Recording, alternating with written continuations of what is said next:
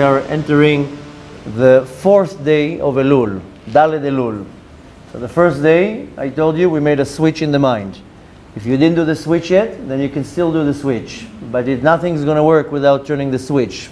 For the ones of you who didn't listen or weren't here, I said that in order to start doing Teshuvah, nothing will work if I didn't change my approach in my mind.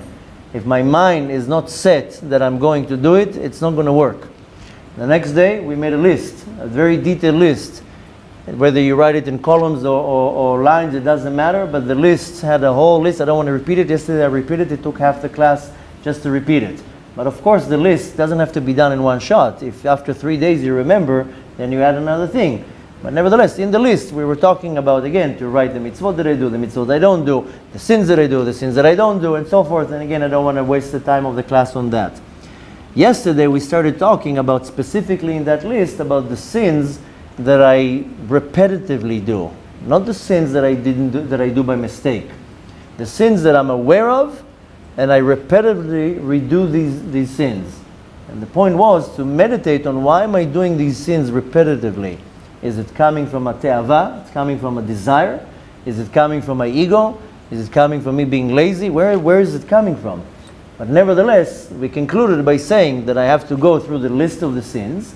And again, like you said before, you don't have to complete the list in one shot. You can come up, oh, I forgot about this, you write it down. And you definitely want to go through the list over and over, constantly to look at it. The idea is that you first make some type of a roadmap. Where am I holding? If I'm now going into a month of Teshuvah, I need some type of an account. If I'm now going to, like I said before, I'm doing my taxes, I'm sitting with my accountant at the end of the year, I need to know where I'm holding. How much money came in, how much money is going out, if there's loss, if there's gain, if there's profits. If I see profits, if I see everything is going well, good. Now let's make it better. But if I come now and the accountant tells me, listen, I have bad news. You have a lot of losses this year. Oh, now I have to see where the losses are coming from. Are they coming from over-advertising? Is it coming from overstocking in inventory? Where's the losses coming from? So this is what we're doing. So you sit down now, you don't have an accountant, you have a paper and you have a class. I need to have an account. Am I much more doing mitzvot or am I much more doing averot? Yesterday we were concentrating on the sins that I do, because the beginning of any type of tshuva is sur mera v'aseh tov. First you do damage control. You sur mera, stop what you are doing. And we concluded yesterday that after you went through the list, you go through all the sins that you know that you are doing systematically. I'm not talking right now deliberately. Systematically is that I'm aware of that. If I know that I'm not saying Kriyat Shema on time, this can be on the list. I can't have enough examples because every person has their own things. But I can tell you from my own personal life, I'm not talking about that right now I sin, I murdered somebody. This is not applicable to us. But on my list, then I am just telling you ideas, then I would write, I don't always say Kriyat Shema on time. There's a zman for that. Now what this is a sin. I'm not allowed to. I can't miss the zman Shema. For whatever reason, I'm lazy, I woke up early, people wake up to slichot at 4 in the morning, they go back to sleep. Whatever it is, I'm not trying to find excuses. I'm trying rather to find solutions. So if I write on my list, I do not say Kriyat Shema on time. This is for me a sin. And again, I'm not talking here about necessarily about sins that are karet and mitah b'dei shamayim, even something like that. I miss Kriyat Shema. If you remember, 2 days ago we learned about the severity of not saying twice a day Kriyat Shema. If you remember in the class what we learned from the Ben Ish Chai. But nevertheless, this is for me considered a avira, because I am not following the Torah 100%. So now when I see something like this, first of all I say, why am I not saying Kriyat Shema on time? Let's analyze right now what's going on. Because I'm lazy, because I wake up late, because I pray late. So maybe if I start praying early, then I'm not going to have the problem of saying Kriyat Shema on time. Okay, so let me change my minyan time from 9 to 7. The idea is that you have to look at where you're failing, but you're not doing it because you're an evil person, or because you have a desire or a lust not to say Kriyat Shema. If you're failing in something that you're saying, this is a te'ava. That's a te'ava. I'm failing because of the desire.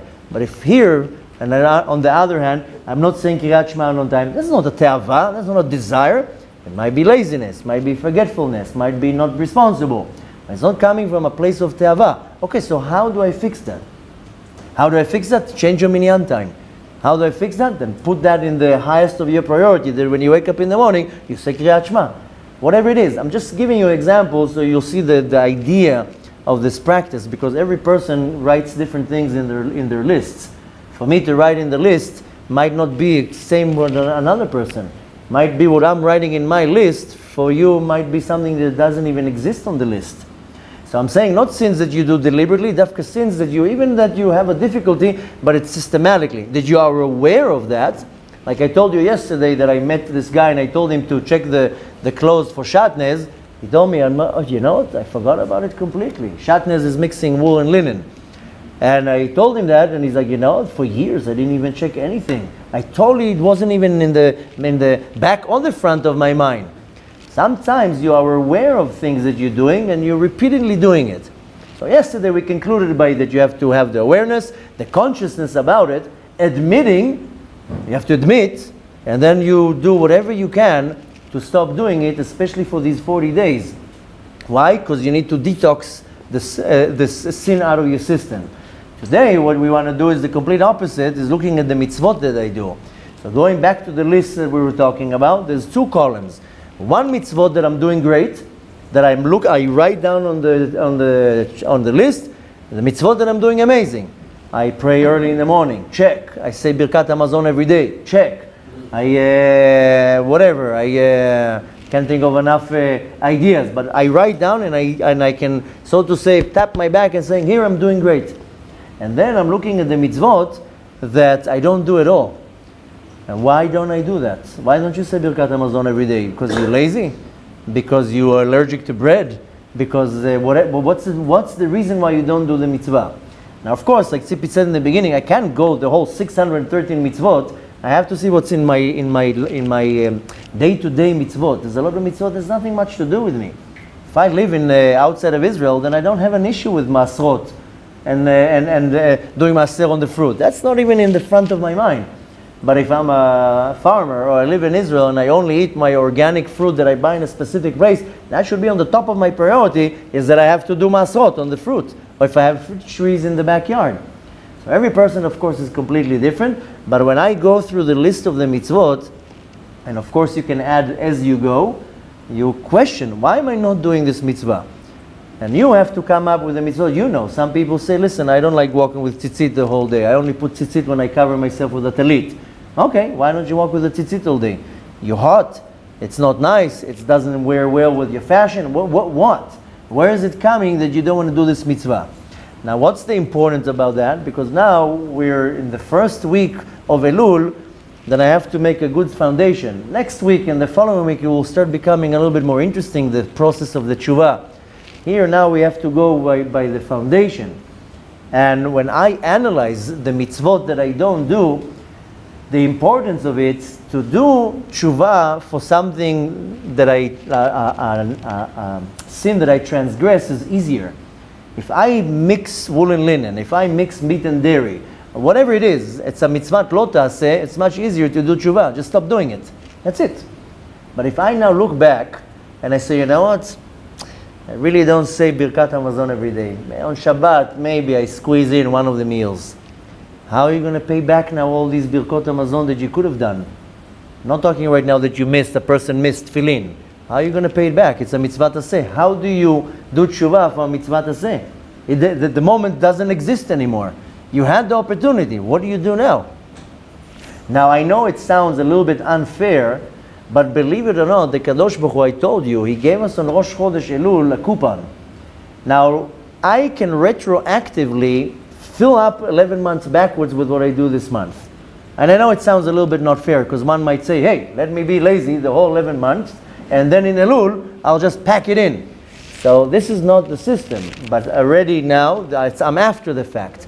I can go now on my list of the positive mitzvot that I don't do, and say, wait a minute, I have a deficiency right now. I missed a lot of mitzvot. When I'm going to come now and I'm looking at my quota, I'm missing a lot of mitzvot. So first of all, and most important, for Elul, just make sure that all those mitzvot on your list, you go out of your way to make sure that you're doing it. Even though it's hard, even though it might not be convenient, whatever you didn't do for 11 months, then you have to do it this month. Why? Because the Kadosh Baruch Hu is kind enough and telling you, if you do it diligently this month, then I will retroactively fill up with your deficiency. That's how great Hashem is, especially on the month of Elul. And only why?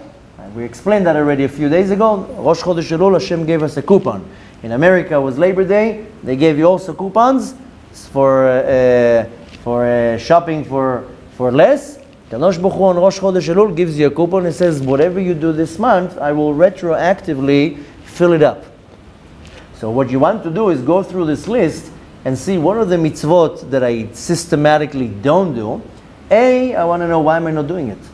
Is it because it's not convenient? Is it because way above my level? Whether I'm not aware of it? Maybe it's a yetzer hara? Because if you don't know what's the source, you don't know how to fix it. But nevertheless, you want to go through this list, and even though it's hard, even though it's a lot, say, okay, I miss Birkat Hamazon every day. I do it once a week. I don't say Kriyat Shema Lamita every day. Maybe once a month. I don't give tzedakah every day. Why don't you give tzedakah every day? Maybe a person is very poor, he can't afford it. Okay, so give 10 cents every day. Doesn't have to be $100. But everything that you write why you didn't do it, write why you didn't do it. Oh, I forgot. Well, forgetting is not a good excuse for not doing a mitzvah. So don't forget. You want to balance it out that I know it sounds like you're cheating the system. But the Kadosh Baruch Hu says, listen, I'm willing to ignore 11 months if you show me good behavior this month. So you want to go completely out of your way. So everything that you didn't do, neglected to doing the whole entire 11 months, and now do it. You miss the minyan every day, so this month you don't miss the minyan. You miss your Torah classes, then this month you don't miss the Torah classes. You didn't do a certain mitzvah. Now you have to understand a lot of the mitzvot, they're not necessarily so easy to grab. You can ask yourself right now, in the last 11 months, how many times did you do Bikur Cholim? This mitzvah of visiting a sick people. Could be that half of you will say, I didn't do it for the last 5 years even. What are you talking about? I didn't get this mitzvah. So, you didn't get this mitzvah? Why don't you do it once a week this month? Go once a week. I'm sure there's enough sick people, unfortunately. How many people in the last year did you do Alvayat Amet, following somebody, escorting a person before they bury him? I don't know, I didn't go to a Levaya for 5 years. Okay, so find a Levaya to go. Why don't you want to grab mitzvot? So again, the list cannot be fulfilled in one shot, but you have to be a little bit creative and say, okay, I have now a basket full of mitzvot that I was able to do the whole 11 months, but what are the mitzvot that are missing? Besides the fact that there's a very good chance that there's a certain mitzvah that you're not doing, and this is the mitzvah that is the most nogea and concerning your neshama, and you're missing out because you're not particular with that specific mitzvah. I just threw to you an idea with the Bikur Cholim. You know what a huge mitzvah it is? When in Bikur Cholim, there's built in another 5 mitzvot, because you're doing Gemilut Chasadim, you're doing Tzedakah, you're doing Ahavat Israel. So, this is an idea. Now ask yourself, have you done Bikur Cholim in the last half a year? No. So this is where you have to become creative. Hashem is not always expecting you to write a Sefer Torah. He says, but something minimum did you do? Did you do some type of a Gemilut Chesed in the last 3 months? You went out of your way to help somebody? Now the thing is that the second that you come to the awareness, by the way, Bikur Cholim, for the ones who don't know the term, is visiting somebody who's sick. It's a very huge mitzvah. It's a big mitzvah. And usually that's not convenient. How many times you say, oh, so-and-so is in the hospital, I don't feel like going and visiting them right now. You know, the other day, one of the ladies here, she said, don't need to mention the name, that her brother died. And my wife came to me, she told me, did you know her brother died? We could have gone to the Shiva. I said, I didn't even heard of it. I didn't even heard about it. She didn't tell me. And here's the opportunity. Now, usually it's not so convenient now to go to the Shiva. Yeah, so you go and you do respect for the person that you know. The point to take from that is that the list has to be creative. And you have to go a little bit out of your box and saying, there must be tons of mitzvot that I'm not doing. And you want to gain as much as points possible. Why? I'll give you an analogy. Some of you will relate with it, some of you won't. Unfortunately today, everybody is addicted to video games. Mainly the kids, but I also see a lot of adults sitting like that. But nevertheless, you can learn also from video games. In video games, a lot of the video games you have to gain points. So there's a famous video game, I think it's called, how's it called with the surf? Subway Surf, okay? So you're flying over, or you're running, or whatever, over subways, and you have to collect coins. Ding, ding, ding, ding, ding, ding, ding, ding. Right? You know what I'm talking about. Everybody's like smiling under their... Of course, I play it only 2 hours a day, but don't tell anybody.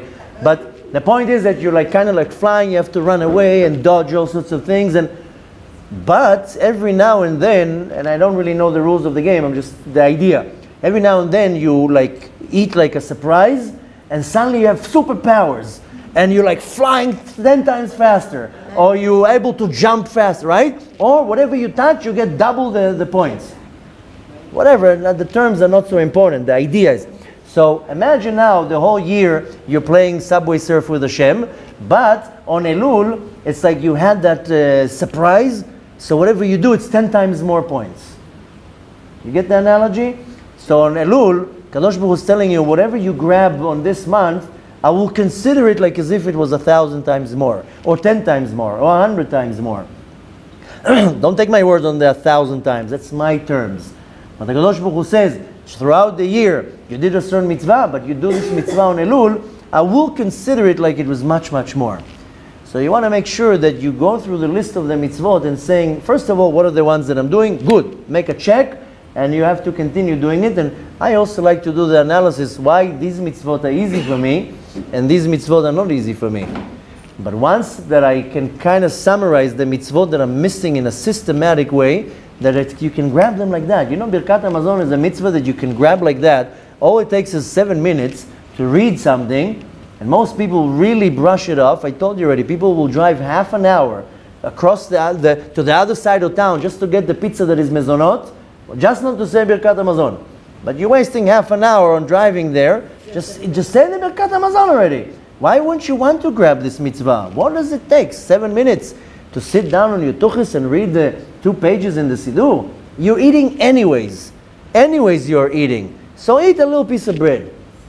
And there's answers to everybody. Some people tell me I'm allergic to the gluten. Suddenly you became a health freak.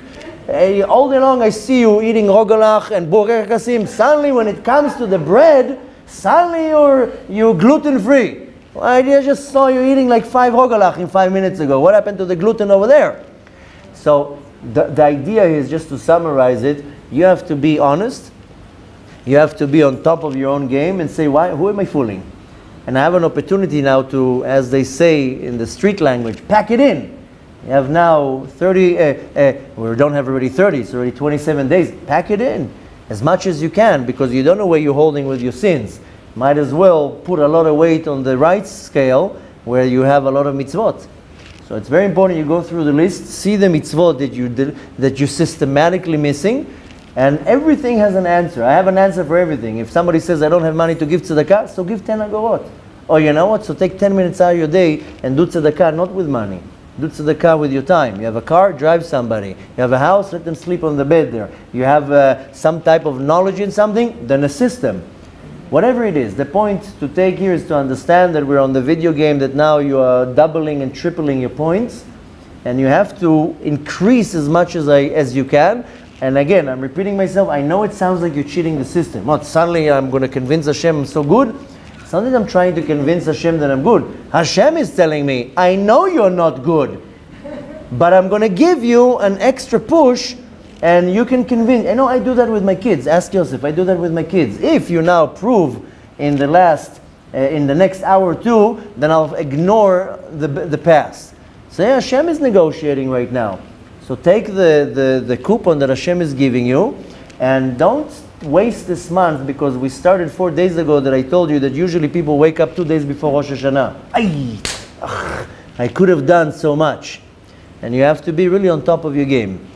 So the task for today is you go through the mitzvot.